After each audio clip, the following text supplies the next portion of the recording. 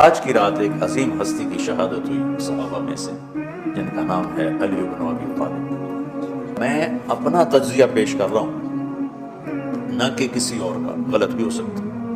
تمام صحابہ میں سب سے مظلوم ہستی علی بن ابی طالب، سب سے مظلوم ہستی، جن کی اولاد کا بچہ بچہ ذبح کر دیا، خود بھی شہید ہوئے اور آگے نسل بھی ساری ذبح۔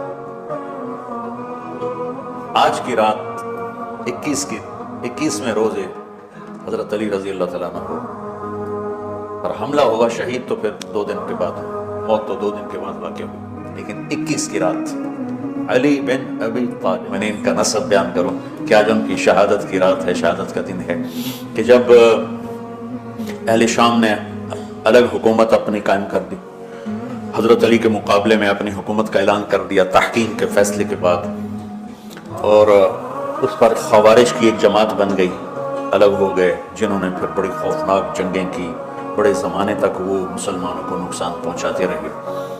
تو 3 خارجی اکٹھے ہوئے کہ جتنا فساد ہے نا، اس کی جڑ ہے ایک عمر بن عاص اور معاویہ بن ابی سفیان اور علی بن ابی طالب رضی اللہ تعالیٰ عنہ، ان تینوں کو قتل کر دو، فتنہ ختم ہو جائے گا۔ تو عمر بن عاص اس دن آئے ہی نہیں، وہ مصر کے گورنر تھے، فجر کی نماز میں، تو جو ان کی جگہ آئے وہ مارے گئے، شہید ہو گئے۔ معاویہ رضی اللہ تعالیٰ عنہ پر اس نے وار کیا، لیکن وہ سر سے پھسل کے کمر پہ جا کے لگا اور کمر چھل گئی، لیکن اللہ نے زندگی بچا لی۔ عبد الرحمن بن ملجم جس نے حضرت علی کو شہید کی، یہ آیا ہوا تھا کوفے میں، تو لوگوں نے کہا امیر المومنین یہ اس کے ارادے اچھے نہیں نظر آتے، تو اس کو ہم پکڑ نہ لیں۔ فرمان لگے تو مجھے پھر اللہ کی ملاقات کیسے ملے گی، میں تو تم میں نہیں رہنا چاہتا، میں تو اللہ سے ملنا چاہتا۔ حضرت علی کے ساتھیوں نے بڑی بے وفائی کی، بڑی بے وفائی کی، اس لیے میں کہہ رہا ہوں مظلوم ترین ہستی۔ بسر بن ابی ارطاط نے یمن پہ قبضہ کر لیا شام کے لشکر کی طرف سے، اور حضرت عبید اللہ بن عباس رضی اللہ تعالیٰ عنہ کے 2 بچے اپنے ہاتھوں سے ذبح کیے، جیسے بکرا ذبح کیا جاتا ہے، آل رسول کے 2 بچوں۔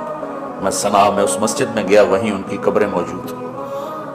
تو حضرت علی بے قرار ہو کے نکلے کہ چلو اہل شام کے خلاف جہاد کریں، اور باہر شہر سے باہر جا کے خیمہ لگایا رات کو۔ صبح دیکھا تو ایک آدمی بھی نہیں آیا ہوا تھا، اکیلے تھے۔ تو پھر بڑے دکھی دل کے ساتھ واپس آئے اور اپنی داڑھی کو پکڑ کر کہنے لگے تو کب رنگین ہوگی۔ ایک دفعہ بیمار تھے تو کہنے لگے یا رسول اللہ مجھے لگتا ہے میری موت کا وقت آ گیا۔ میں نے کہا نہیں، تیری موت آئے گی جب اس خون سے یہ رنگین ہوگی، جب تیرے سر کے خون سے تیری داڑھی رنگین ہوگی، اس وقت تیری موت آئے گی۔ تو اس جملے کو یاد کر کے کہتے تھے تو کب رنگین ہوگی، تو کب رنگین ہوگی۔ چونکہ ساتھی ساتھ چھوڑ گئے تھے، شدید قسم کی بے وفائی کا سامنا ہوا۔ پھر آگے نسل ذبح۔ آپ نے حضرت حسین کا کربلا تو پڑھا ہوا، لیکن میں نے جو گلدستہ اہل بیت کے بعد میں نے جب پڑھا تو جو اس کمبخت ابو جعفر منصور نے آل حسن پہ ظلم توڑے، میری ہچکی لگ گئی روتے روتے۔ ان کی ساری اولاد کو آخر میں پہلی دردناک سزائیں دی، دردناک سزائیں دی، اور پھر ان سب کو ایک کمرے میں بند کر کے چاروں طرف سے کمرہ ٹائٹ کر دیا، ہوا بند کر دی، گھٹ کے سارے شہید ہو گئے، تڑپ تڑپ کے سب اس میں شہید ہو گئے۔ اس لیے میں کہہ رہا ہوں سب سے مظلوم ہستی ہیں علی بن ابی طالب۔ تو فرمانے لگے اس کو پکڑو گے تو میں شہید کیسے ہوں گا۔ پھر ایک دن دیکھا کہ لوگ گھر گوار پہرا دے رہے تھے۔ آپ نے کہا کیا کر رہے ہو؟ کہا جی وہ آپ کا خطرہ ہے، پہرا دے رہے ہیں۔ کہنے لگے کس سے دے رہے ہیں؟ زمین والوں سے، آسمان والوں سے؟ وہ کہنے لگے جی آسمان والوں سے کون دے سکتا، زمین والوں سے پہرا دینے کا، بیٹا جا کے سو جاؤ، آسمان والا فیصلہ کرتا ہے تو زمینی پہرے کام نہیں آتے، جاؤ، فیصلے آسمان سے اترتے ہیں، زمین پہ نہیں اترتے۔ تو 21 رمضان کو فجر کی نماز میں اس نے آ کے جو وار وہ سیدھا سر پہ لگا تو سر پھٹ گیا، تلوار دماغ میں چلی گئی، چھوٹ بچ گیا، پکڑا گیا۔ اب دیکھنا حضرت علی کے اخلاق۔ لوگ کٹھے ہو گئے، حضرت زینب کو پتہ چلا تو وہ بھاگی بھاگی آئیں اور رونے لگی، واہ ابتا واہ ابتا۔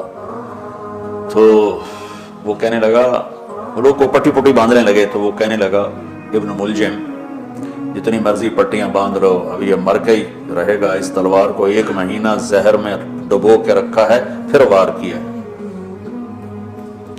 تو اس پر تو بڑے سے بڑے حلیم کو غصہ آ جانا چاہیے، وہیں اس کا قیمہ ہو جاتا۔ اور حضرت علی کیا کہہ رہے ہیں؟ بھائی اس کے لیے نرم بستر بچھاؤ، اس کو گرم گرم کھانا کھلاؤ، اسے ٹھنڈا ٹھنڈا پانی پلاؤ۔ اگر میں زندہ رہا تو میں خود فیصلہ کر لوں گا مجھے کیا کرنا ہے، اور اگر میں شہید ہو گیا تو پھر پہلی میری درخواست ہے کہ اسے معاف کر دینا۔ یہ بتانا چاہتا تھا، اسے معاف کر دینا، اور اگر اسے میرے بدلے میں قتل کرنا چاہو تو پھر اس کو تکلیف نہ دینا، بس ایک ہی وار سے اس کی گردن اڑا دینا، اسے تکلیف نہ دینا۔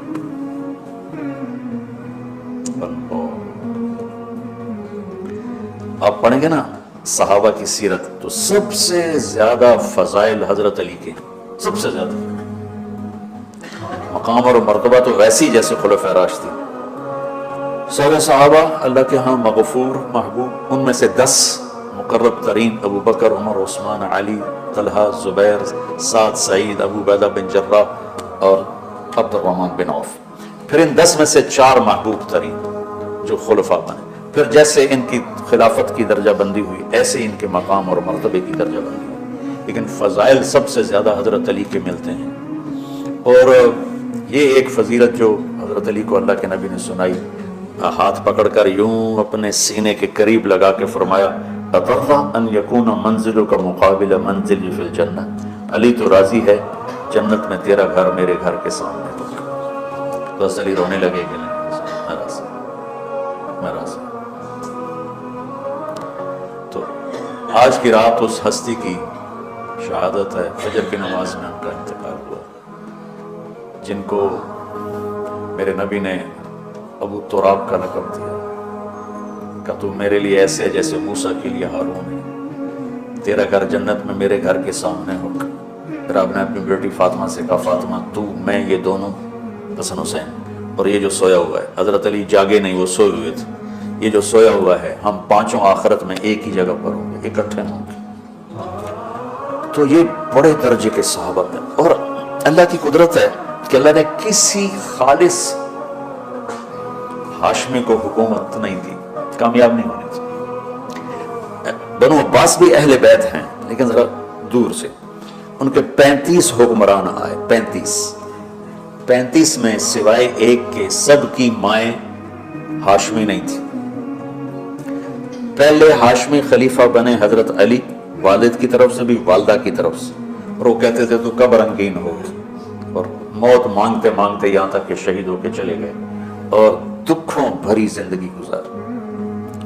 وَلَقَدْ رَأَيْتُهُ فِي بَعْضِ مَوَاقِفِهِ وَقَدْ أَرْخَى اللَّيْلُ سُدُولَهُ وَغَارَ النَّجُومُهُ وَهُوَ قَائِمٌ يُصَلِّي فِي الْمِحْرَابِ قابضاً على لحيته يتململ تململ السليم ويبكي بكاء الحزين ويقول للدنيا إلي تغررت وإلي تشوقت وإلي تزينت وإلي تشوفت من قلة الزاد وبعد السفر ووحشة الطريق أيتها الدنيا غري غيري قد بطتك 3 عمرك قصير ومجلسك حقير وخطرك يسير من قلة الزاد وبعد السفر ووحشة الطريق۔ یہ درد بھری فریاد ان کی روز ہوتی تھی رات کو، ایسے تڑپتے تھے جیسے سانپ کا ڈسا تڑپتا ہے، اور ایسے روتے تھے جیسے دکھوں کا مارا روتا ہے۔ شہید ہو گئے۔ حضرت حسن کو حکومت ملی، ہاشمی کے بیٹے، ہاشمیہ کے بیٹے، 6 مہینے بعد چھوڑ کے دستبردار ہو گئے۔ پھر بنو عباس کے 35 خلفاء میں امین کو حکومت ملی۔ امین کی ماں بھی ہاشمی تھی، باپ بھی ہاشمی، ہارون باپ اور زبیدہ ماں۔ زبیدہ ہاشمیہ تھی اور ہارون ہاشمی تھا۔ مامون اس کا بھائی باندی کا بیٹا تھا، امین زبیدہ کا بیٹا تھا، اور ہارون نے زبیدہ کے پریشر میں وصیت نامہ امین کے لیے لکھوایا، اور بعد میں مامون، کہ پہلے خلیفہ امین ہوگا، امین کے بعد مامون ہوگا۔ امین کو 2 سال کے بعد مامون نے قتل کروا دی اور حکومت پہ قبضہ کر لیا۔ کسی خالص ہاشمی کی حکومت نہیں چلی۔ اور امام حسن نے حضرت امام حسین کو بلا کے فرمایا کہ میرے بھائی ایک وصیت کرتا ہوں جب انتقال کا وقت، کہ میں نے دیکھ لیا ہے، اللہ نے ہمیں نبوت دی ہے، ہمیں حکومت نہیں دیکھ۔ حضرت حسن کو اللہ نے اللہ کے نبی والی فراست دی تھی۔ امام حسن اس فراست کے مالک تھے جو اللہ کے نبی کو اللہ نے دی تھی، وہاں سے حصہ ملا تھا فراست کا۔ عجب عجب باتیں فرمائی۔ جب حضرت علی نے مدینہ چھوڑنے کا ارادہ کیا، ابا جان مدینہ نہ چھوڑو، مدینہ نہ چھوڑو، آپ اکیلے ہو جاؤ گے، آپ تنہا ہو جاؤ گے، مدینہ نہ چھوڑو۔ تو امین کو مامون نے قتل کروا دیا اور پھر اس نے خود 20 سال حکومت کی۔ تو اللہ تعالیٰ نے اہل بیت کو حکومت سے گندہ ہی نہیں ہونے